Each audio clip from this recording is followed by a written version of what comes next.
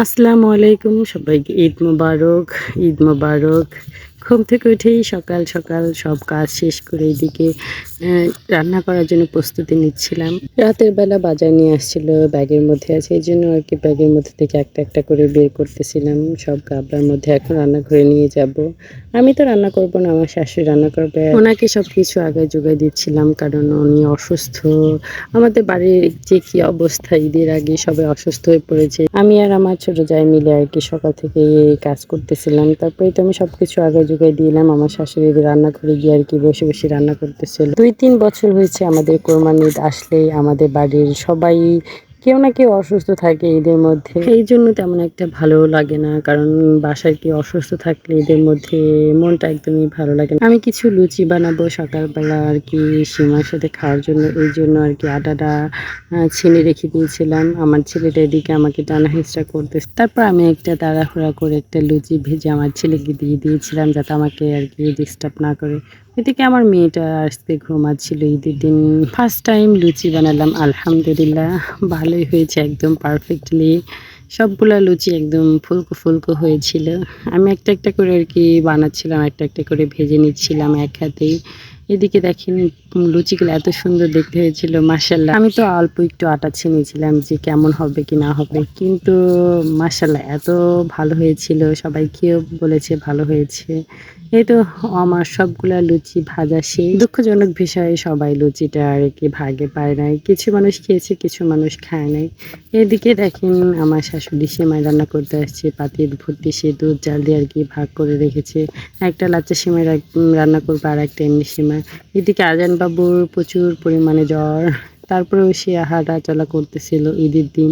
এদিকে আমি ফারহানকে রেডি করে দিয়েছি, ওর বাবার সাথে সে নামাজ পড়তে যাবে। স্বামীরও একটু পরে দেখি রেডি হয়ে আমাদের রুমে আসছে তার ভাইয়ের সাথে দেখা করতে।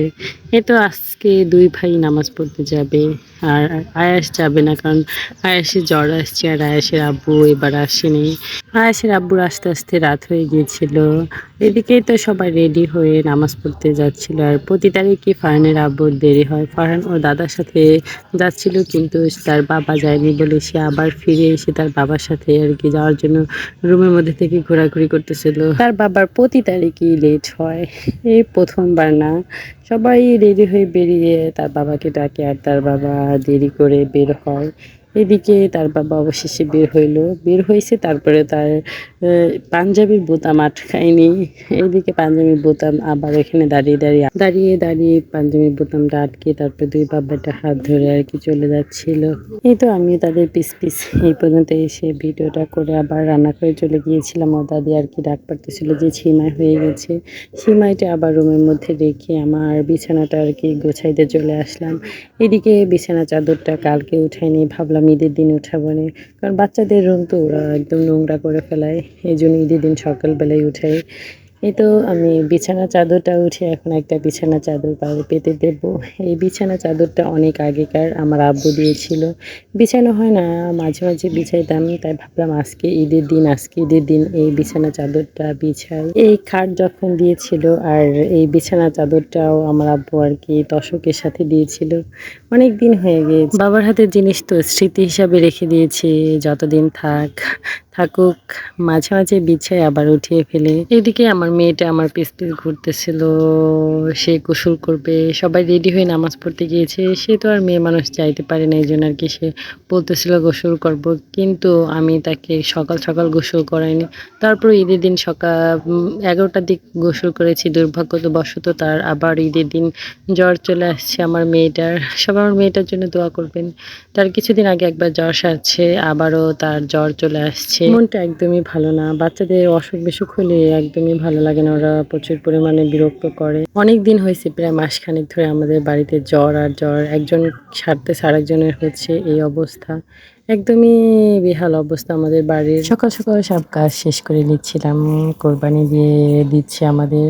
আবার সেই মাংসগুলো নিয়ে আসলে বাচ্চা কাচ্চা নিয়ে সেইগুলা অনেক ঝামেলার ব্যাপার। আমার শাশুড়ি অসুস্থ, উনি সবকিছু একা একা করতে পারবে না। মাংস আনলে ধুয়ে বেছে কুটে আবার রান্না তো আমরা করবো না, আমার শাশুড়ি করে দেয়। কারণ অনেক মাংস তো আমরা অনেক মাংস আমি এরকম ভাবে রান্না করতে কখনো রান্না করিনি। চেষ্টা করলে পারবো, কিন্তু সবসময় আমার শাশুড়িকে দেখেছি রান্না করতে। উনি যতই অসুস্থ হোক, তারপরে উনি সিমাই, মাংস এগুলা উনি রান্না করে ঈদের মধ্যে। এই তো বিছনা গোছাইতে, গোছাইতে অনেক কথা আপনাদের সাথে বলে ফেলছি। এদিকে রান্না করে এসে দেখি আমার শাশুড়ি সিমাই রান্না শেষ। এখন আরকি ফ্রিজে অল্প একটু মুরগির মাংস ছিল, সেটাই সকালে আরকি রান্না করতেছিল। ওইদিকে রান্না করতে, করতে ওর আব্বু, দাদা, ওরা কয়েক ভাই বোন আরকি নামাজ পড়ে চলে আসছে। এদিকে আমার ছেলেটা নামাজ পড়তে গিয়ে একদম ঘেমে একাকার হয়ে আসছে দেখি। এইদিকে আমার আব্বু নামাজ পড়ে ফারহানা ফারিস্তার সাথে দেখা করতে আসছিল। দেখা করে একটু সেমাই খেয়ে আবার তাড়াহুড়া করে চলে আসছে। আমার আব্বু কোরবানি দিচ্ছে, তো আবার বাড়িতে যেয়ে কোরবানি দিবে, মাংসগুলা বানাবে। এইদিকে দুপুরবেলা আমাদের এখানে প্রচুর পরিমাণে বৃষ্টি পড়তেছিল। আমরা বৃষ্টির মধ্যে কর্মপতি ঘুমিয়েছিলাম। ঘুম থেকে উঠে ভাবলাম কোথাও তো যাব না, একটু শাড়ি পরি। শাড়ি পরে একটু আরকি পুকুরে চালা দিয়ে হাঁটাহাঁটি করতেছিলাম। ফারিস্তা আর আমি, ফারহান ঘুমিয়েই ছিল। তো হাঁটাহাঁটি করে এদিকে আমাদের মাংসগুলা নিয়ে আসছিল কোরবানির। ফারহানা ফারিস্তা কাঁচা মাংস দেখে ওইটা ওর ২ ভাই বোন আরকি ধরতে যাচ্ছিল। তারপর ওদের ২ ভাই বোনকে আমি আরকি রাস্তা দিয়ে হাঁটতে নিয়ে আসছিলাম যে ওই মাংসগুলো একটু ভাগ করে নিক, যাতে বাড়িতে গিয়ে ফারহানা ফারিস্তাকে একটু বসিয়ে দিয়ে আমি আরকি একটু কাজ করতে পারি। এই তো ২ ভাই বোনকে আরকি বাহিরে দিয়ে একটু হাঁটতে নিয়ে আসছিলাম। হাঁটতে, হাঁটতে আমরা আরকি দোকানে গিয়ে একটু আইসক্রিম খেলাম ৩ ভাইয়ের প্রতি। খেতে, খেতে বাসায় এসে এই তো বাসায় এসে দেখি ওর ফুপা আসছে ঢাকা থেকে। ওর ফুপা দেখি অনেক ফল নিয়ে আসছে, লিচু, আম, আঙ্গুর ফল। এই তো এগুলো আবার সব আজড়িয়ে রেখে দিলাম আমাদের ঝুড়ির মধ্যে।